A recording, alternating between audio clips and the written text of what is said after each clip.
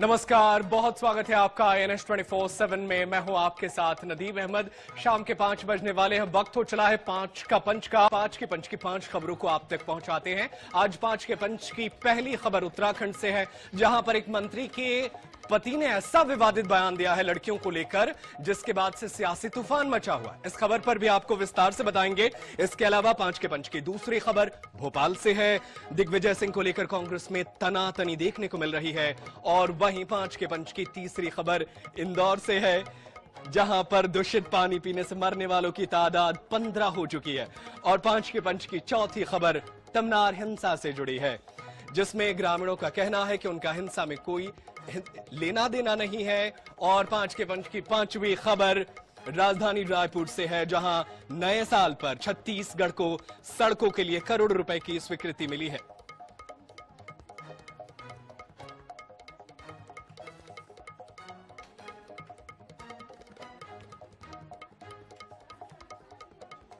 और चलिए खबरों में आगे बढ़ते हैं और 5 के पंच की पहली खबर का रुख करते हैं।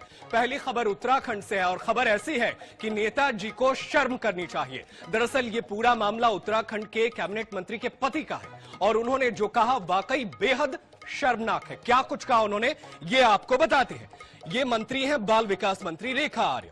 इनके पति हैं गिरधारी लाल साहू। इनका एक वीडियो सामने आया है और इसमें वो कह रहे हैं कि बिहार में लड़की 20-25 हजार रुपए में मिल जाती है।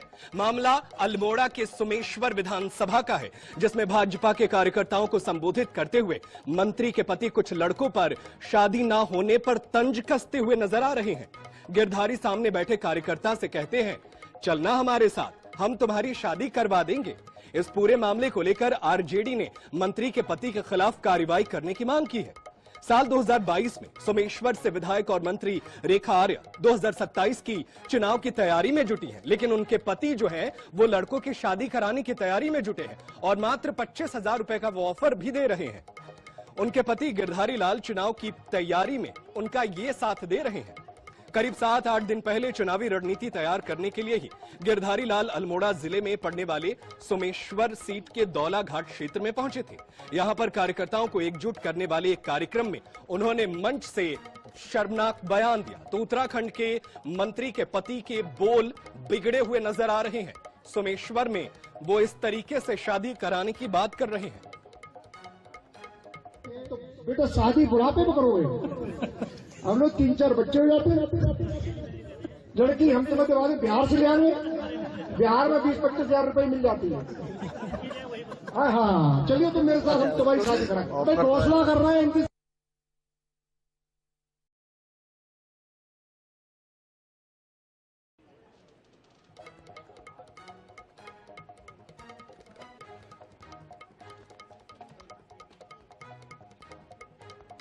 और चलिए इसी खबर पर चर्चा करने के लिए हमारे सहयोगी हमारे साथ जुड़ गए हैं यशराज आनंद। यशराज, ये बेहद शर्मनाक बयान है। देखिए अगले साल चुनाव है और बेहद अहम हो जाते हैं बिहारी प्रवासी जो इस समय उत्तराखंड में रहते हैं। ऐसे में वो जो बयान दे रहे हैं वो तो अपनी ही पार्टी के लिए मुश्किलें खड़ी कर सकते हैं। जी बिल्कुल, मैं बताना चाह रहा हूं कि अभी हाल ही में भाजपा के कैबिनेट मंत्री रेखा आर्या के पति के द्वारा दिया गया विवादित बयान काफी ज्यादा वायरल हो रहा है। और साथ ही साथ यह विवादित बयान इस प्रकार से है कि वो किसी के लिए भी शर्मसार करने की बात है। क्योंकि यदि बात करें तो कैबिनेट मंत्री खुद रेखा आर्या खुद एक महिला है और महिला को लेकर के जिस प्रकार से वो हमेशा संजीदगी से काम करती दिखती हैं, जिस प्रकार से महिलाओं के विषय में कहा जाता है कि महिला महिलाओं की रक्षक होती है, लेकिन यहाँ पर यदि बात करें तो कैबिनेट मंत्री रेखा आर्या के पति गिरधारी लाल। बिल्कुल आप सही बोल रहे हैं, महिलाओं का ये पूरा मामला हो जाता है। देखिए इससे पहले भी हमने हरियाणा चुनाव में भी ऐसे विवादित बयान देखे थे और एक बार फिर से वही पैटर्न यहाँ पे चल रहा है। जी बिल्कुल, यदि बात करें तो इससे पहले हरियाणा चुनाव में भी इस प्रकार के बयान दिए गए थे। वहीं भाजपा के द्वारा लगातार इस प्रकार के बयान दिए जा रहे हैं। यूं तो कहा जाए तो सीधा संबंध इसका भाजपा से नहीं जुड़ता है, लेकिन यदि बात करें तो कहीं ना कहीं कैबिनेट मंत्री रेखा आर्या के पति होने के कारण सार्वजनिक मंच से जिस प्रकार से उन्होंने बयानबाजी की और उसके बाद लगातार अपनी बात की पुष्टि भी करते आ रहे हैं।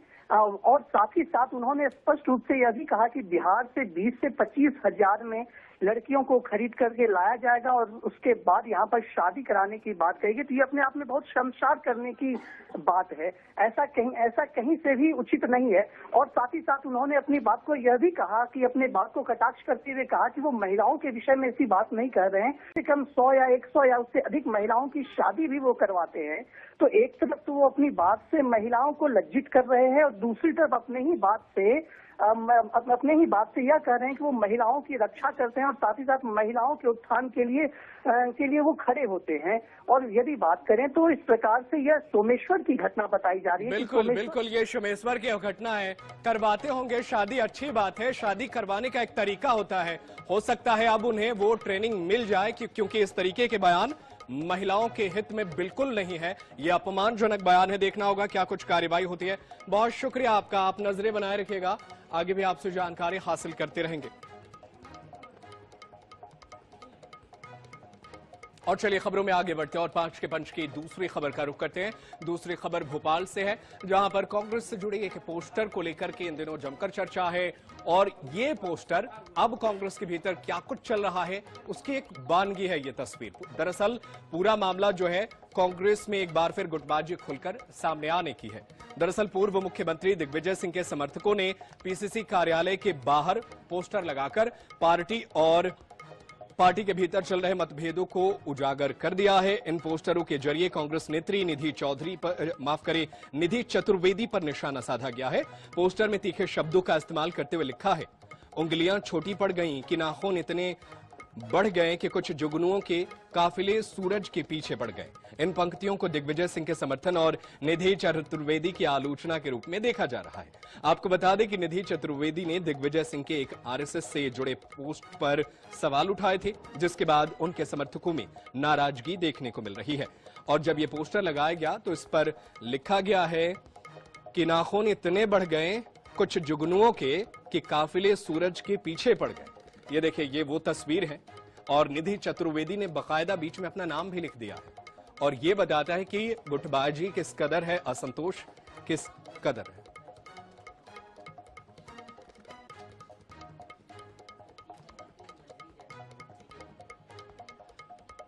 तो दिग्विजय सिंह के समर्थक ने ये पोस्टर लगाया है और पोस्टर वॉर जो है वो इन दिनों चल रहा है भोपाल में। दरअसल हाल ही में दिग्विजय सिंह ने आरएसएस को लेकर एक पोस्ट किया था जिसमें तारीफ की थी, जिसके बाद से ये पूरा मामला है। दिग्विजय सिंह के समर्थन में ये पोस्ट लगाए गए हैं और बीच में निधि चतुर्वेदी के नाम लिखा गया है और उन पर निशाना साधा गया है। निधि चतुर्वेदी पर निशाना साधा गया है।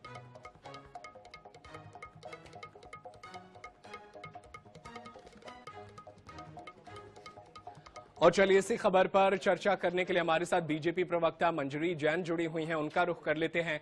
मंजरी जी, देखिए आपकी पार्टी और आरएसएस की तारीफ क्या कर दिए और अब जो है वो पूरी तरीके से कांग्रेस में इन दिनों जमकर गुटबाजी, सियासी बयानबाजी भीतर ही चल पड़ी। अब ये एक तस्वीर निकल कर आई है, क्या कहेंगे आप जो कुछ चल रहा है भोपाल कांग्रेस में?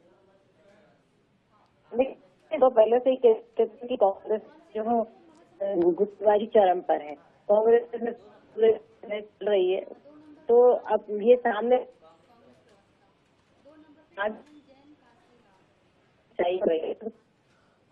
दिशा का उजाला है, इसलिए अब पोस्टरों से ही एक दूसरे को पहचान रहे हैं। जो पार्टी देश को रास्ता दिखाने की दावा करती थी, आज वही पार्टी अपने दफ्तर के बाहर पोस्टरों से ये तय कर रही है कि सूरज कौन और जुगनू कौन। कांग्रेस में आज राजनीति कम, व्यंग ज्यादा और दुर्भाग्य से ये व्यंग भी अपने ही लोगों पर है। और जब संगठन मजबूत होता है तो मुद्दों पर चर्चा होती है, जब संगठन कमजोर होता है तो इसी तरीके की राजनीति होती है और एक दूसरे को जो नीचे दिखाने की जो होड़ कांग्रेस में लगी हुई है वह दिखता है सड़कों पर।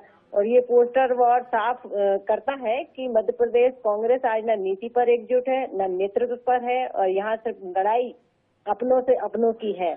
तो ये लगातार जो है कांग्रेस का जो पतन अब हो रहा है वो सामने दिख रहा है और निश्चित तौर पर आने वाले समय में बिल्कुल आने वाले समय में इसका असर दिखेगा। मंजरी जैन, आप बने रहेगा हमारे साथ। आनंद जैन कासलीवाल कांग्रेस के प्रवक्ता जुड़ गए हैं, उनका रुख कर लेते हैं।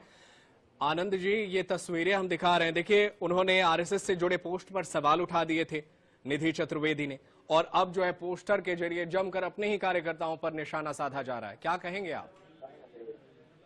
नहीं, देखिए, पोस्टर किसने लगाया, क्यों लगाया, इसकी तमाम जांच करने के बाद ही इस पर स्पष्टीकरण दिया जाएगा। अरे सर जी, आप बताइए ना, नीचे तो कांग्रेस कार्यकर्ता लिखा हुआ है। नहीं, अरे कोई भी कांग्रेस कार्यकर्ता के नाम से कोई भी पोस्टर लगा देगा तो क्या उसका माना जाएगा कि कांग्रेस कार्यकर्ता ने लगाया है? तो पता तो करना चाहिए था ना, ये पोस्टर है कैसे? अगर ये मीडिया का आप लोगों की परसेप्शन सहमति है, से नहीं है बीजेपी का परसेप्शन है। कांग्रेस कार्यकर्ता लिख के अगर कोई किसी का मर्डर कर देगा तो क्या कांग्रेस तो कार्यकर्ता? आप पता नहीं किए अब तक? शाम हो गया, ये पूरे दिन से पोस्टर पड़ा हुआ है। देखिए, कोई जांच का विषय है, अभी पोस्टर वहां से हटा है, उसकी पूरी जांच की जाएगी कि किसने लगाया, क्यों लगाया, उसके पीछे उसका उद्देश्य क्या था, फिर हम कोई बात कर पाएंगे। एक पोस्टर लगाने से अगर कांग्रेस बिखरती होती तो कांग्रेस हर 130 साल पुरानी पार्टी कहाँ होती? ठीक है, मतलब ये पोस्टर लगा के साजिश कर रहे हैं कोई आपके साथ?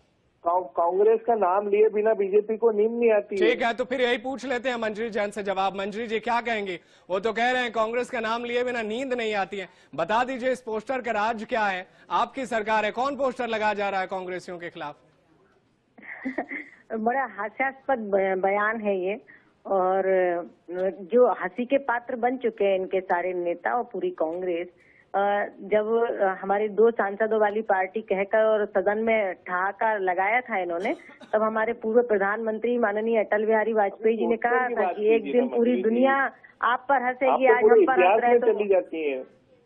नहीं, आपको जब तकलीफ बात क्या करो है? तो आप इतिहास की तो हम बात करती है, वर्तमान में बात जो कीजिए ना। पार्टी इस देश पर राज करती थी, आज क्षेत्रीय पार्टी भी नहीं बची है, उसका ये हाल है। और एक दूसरे देखिए, को आरोप प्रत्यारोप वाली बात नहीं है, लेकिन अगर पोस्टर है तो ऐसे में गंभीर विषय है कि कैसे पोस्टर लग जा रहा है, तो ये जांच का विषय है। देखना होगा क्या क्या सच्चाई निकल कर आती। बहुत शुक्रिया आनंद जैन कासलीवाल और मंजरी जैन, आप दोनों का हमारे साथ जुड़े और अपने वक्तव्य हमारे दर्शकों के साथ साझा किया।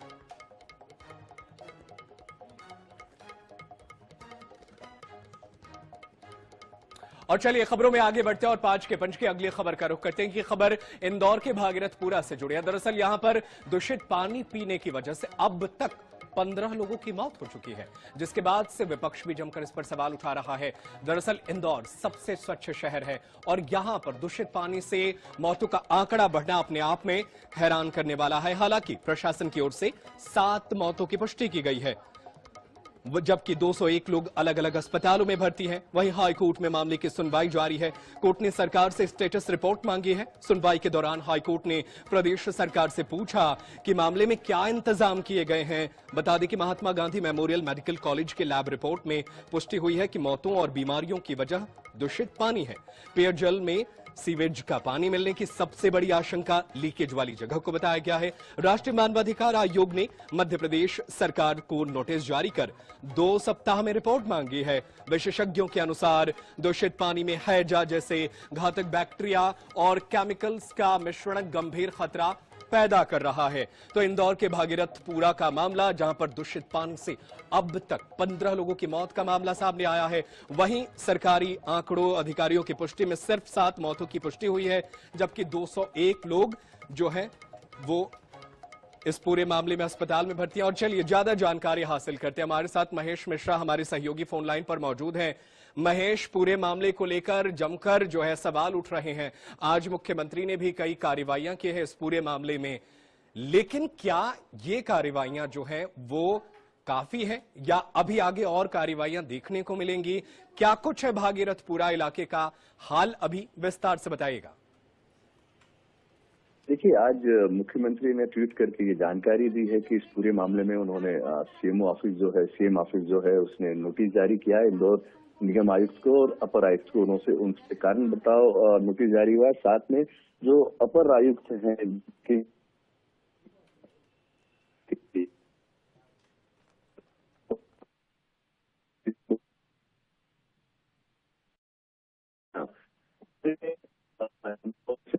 के लिए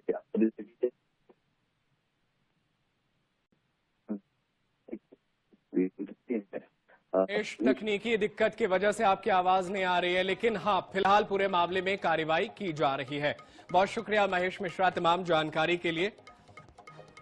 तो फिलहाल दूषित पानी मामला और इस पूरे मामले में लगातार कार्रवाई जारी है। वहीं मौत का आंकड़ा जो है वो 15 तक पहुंच गया। हालांकि आधिकारिक तौर पर 7 मौतों की पुष्टि की गई है।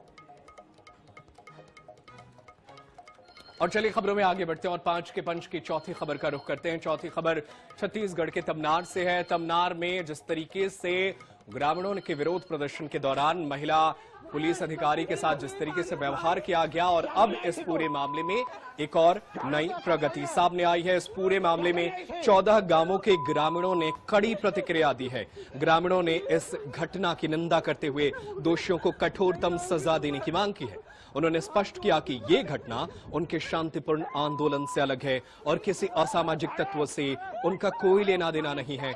ग्रामीणों का कहना है कि ये घटना उनके लोकतांत्रिक आंदोलन को बदनाम करने की सोची समझी साजिश है। ग्रामीणों का कहना है कि वह बीते 20-21 दिनों से संवैधानिक तरीके से अपने अधिकारों की लड़ाई लड़ रहे हैं। उन पर हिंसा का आरोप पूरी तरह निराधार है।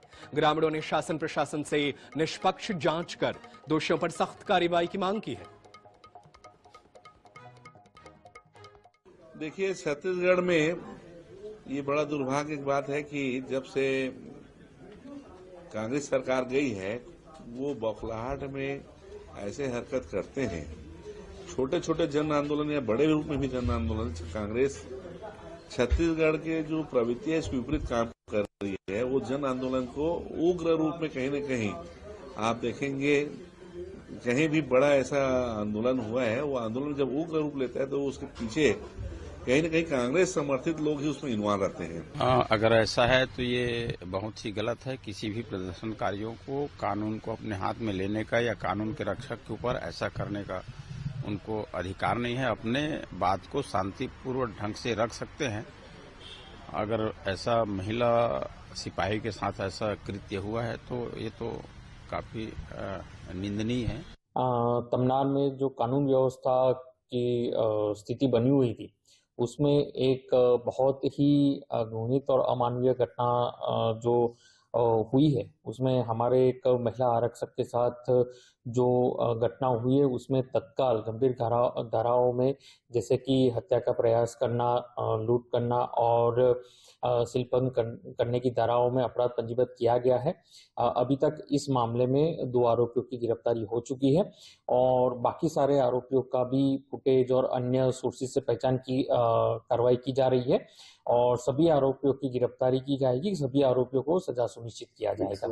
पिछले दिनों 27 दिसंबर को जो आंदोलन जो सेठी चौक में धरना प्रदर्शन हम लोग शांतिपूर्ण कर रहे थे, इसी बीच महिला कांस्टेबल के साथ में जो अमानवीय घटना घटित हुई है उसकी हम 14 गांव कड़ी निंदा करते हैं।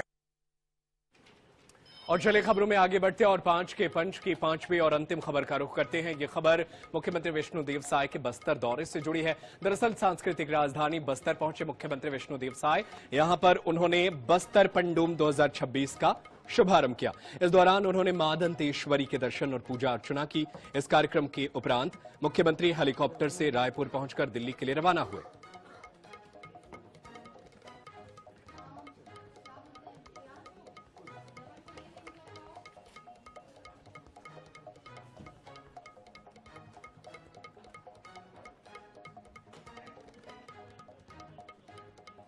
और फिलहाल 5 के पंच में आज के लिए इतना ही, लेकिन देश दुनिया की खबरें लगातार जारी है। आप कहीं मत जाइए, देखते रहिए INS 24/7। धन्यवाद।